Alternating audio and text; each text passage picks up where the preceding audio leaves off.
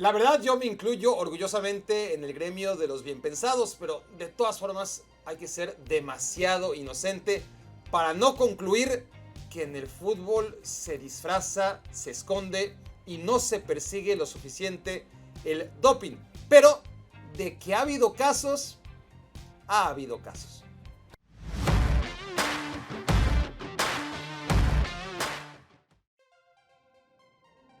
Son como dos gotas de agua. La única diferencia entre Fernando Couto y Ricardo Arjona es que el segundo nunca consumió drogas.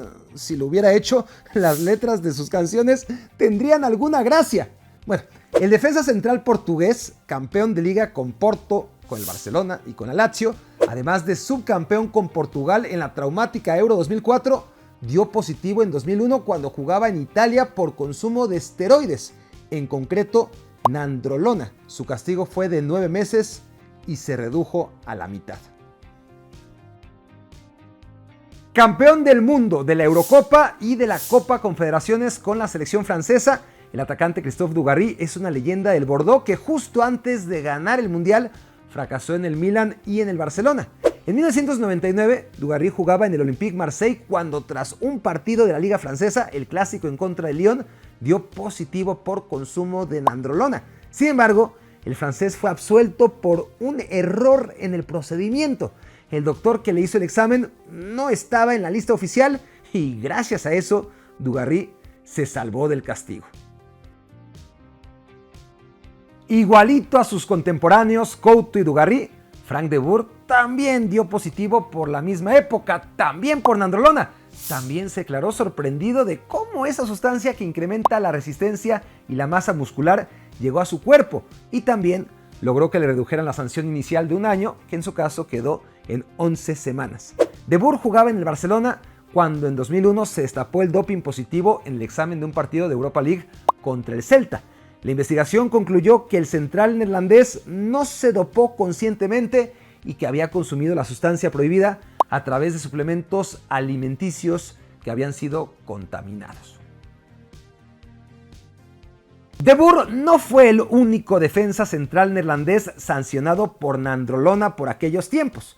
También le ocurrió a Jaap Stam cuando llegó a la Lazio procedente del Manchester United. Doping positivo contra Atalanta a finales de 2001, 5 meses de suspensión y misma historia. Stam siempre alegó que fueron suplementos alimenticios que sin saberlo contenían la sustancia de moda. El tercer futbolista neerlandés de la época que dio positivo por nandrolona fue Edgar Davids, luego de un Juventus Udinese jugado en 2001.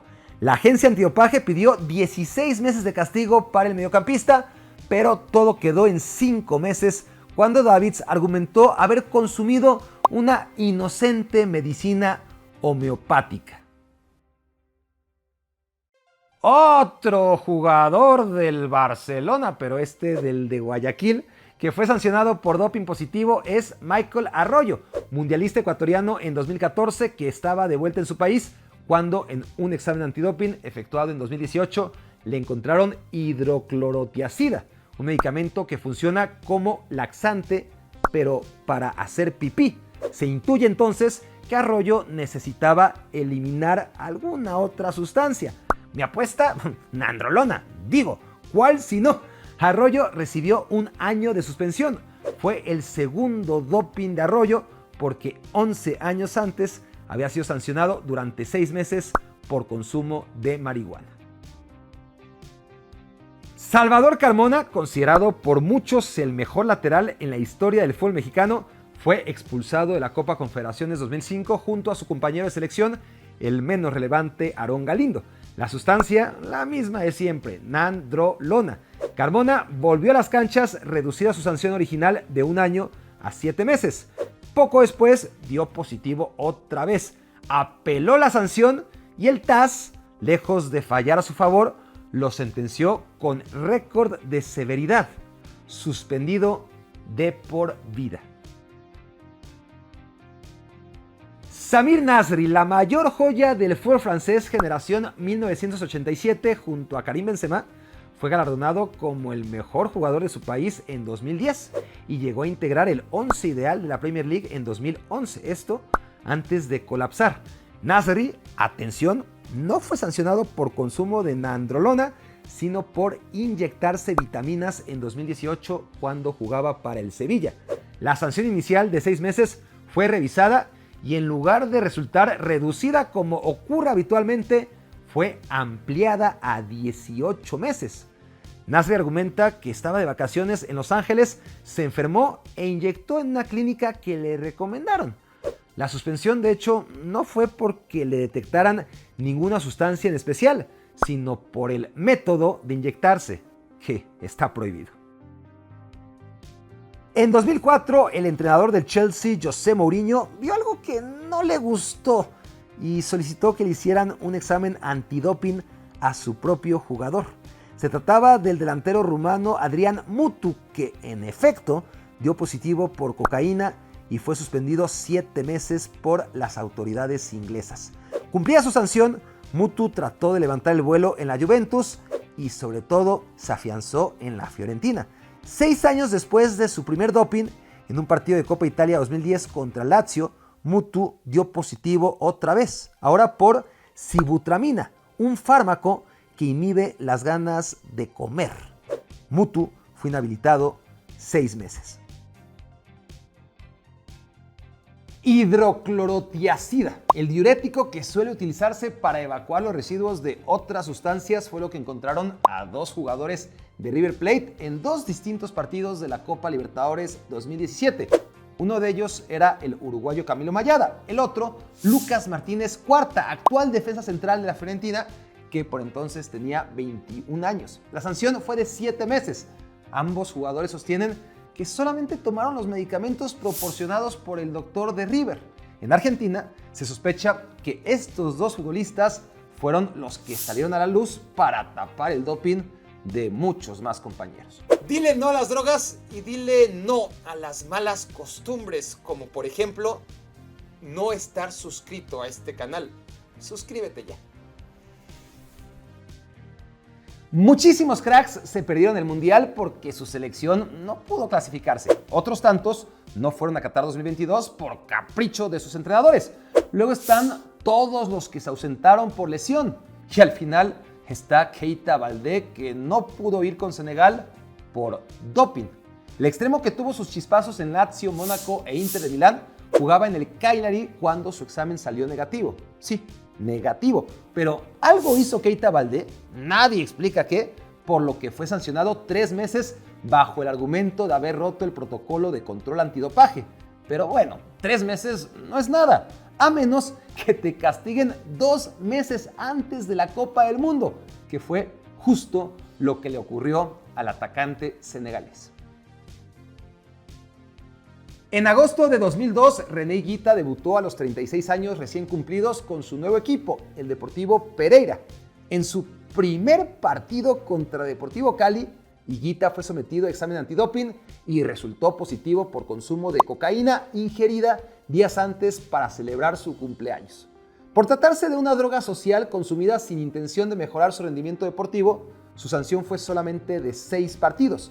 Un par de años más tarde, el arquero colombiano jugaba en el Aucas ecuatoriano, fue sorteado por antidoping en un partido contra el Olmedo y volvió a dar positivo por cocaína. El castigo esta vez fue de 6 meses, pero René se tomó 3 años para desintoxicarse y luego volver al fútbol profesional a los 41 años de edad. A los 20 años, Angelo Peruzzi, antes de convertirse en portero de la selección italiana, jugaba en la Roma y fue suspendido por consumo de fentermina, una sustancia utilizada para perder peso.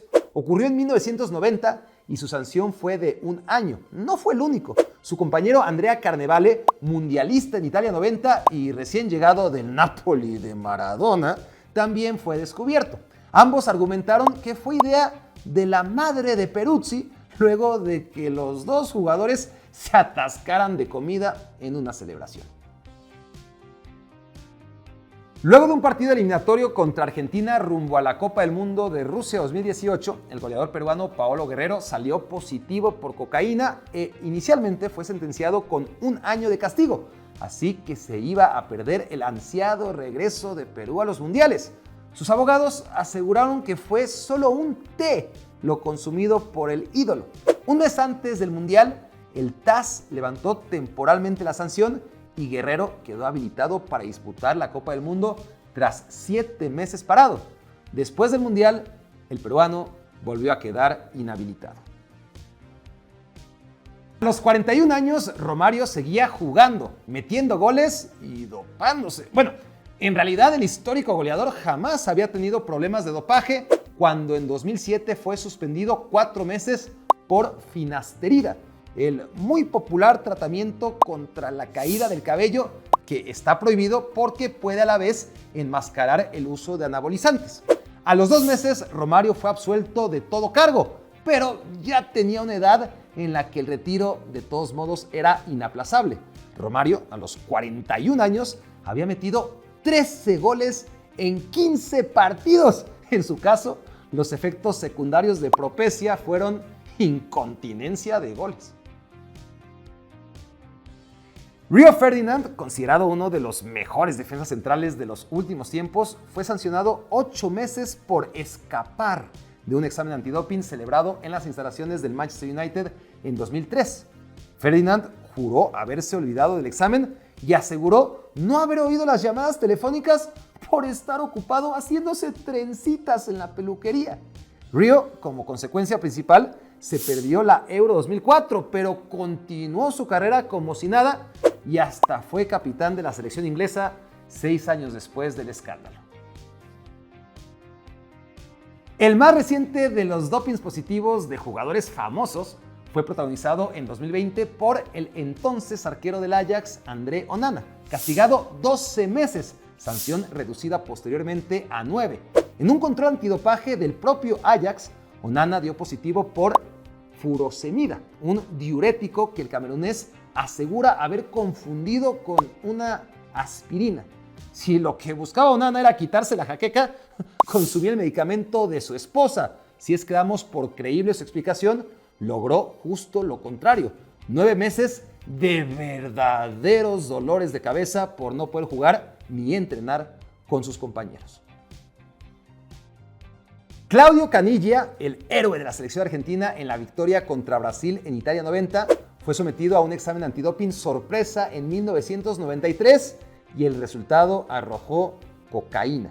El delantero de la Roma fue suspendido 13 meses y se perdió la Copa América, en la que Argentina de todas maneras salió campeón. La mitad de los jugadores más famosos que dieron doping positivo estuvieron en el Barcelona y a casi todos les ocurrió después de abandonar al Barça. El caso más trascendente fue el de su ex capitán Josep Guardiola, el ciudadano perfecto, el yerno ideal. También fue señalado por usar sustancias prohibidas.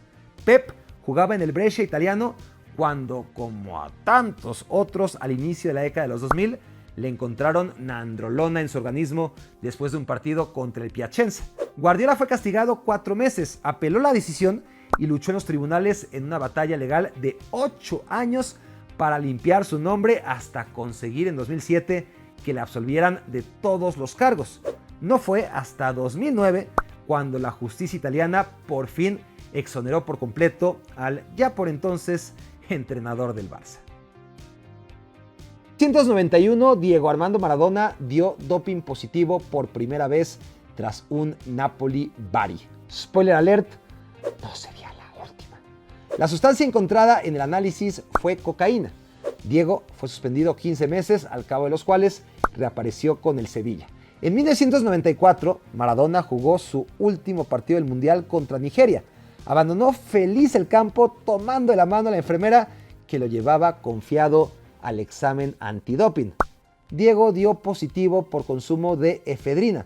Fue sancionado otra vez 15 meses fuera de las canchas y no volvió a jugar con la selección. Tras lo acontecido en 1991 y 1994, el tercer doping oficial aconteció en 1997. Maradona jugaba en Boca Juniors y en un partido contra Argentinos Juniors volvió a dar positivo por cocaína. Diego se declaró víctima de un complot y siguió jugando amparado por la orden de un juez. pero a los 37 años, el rumor de un cuarto doping tras un partido contra River lo empujó al retiro definitivo.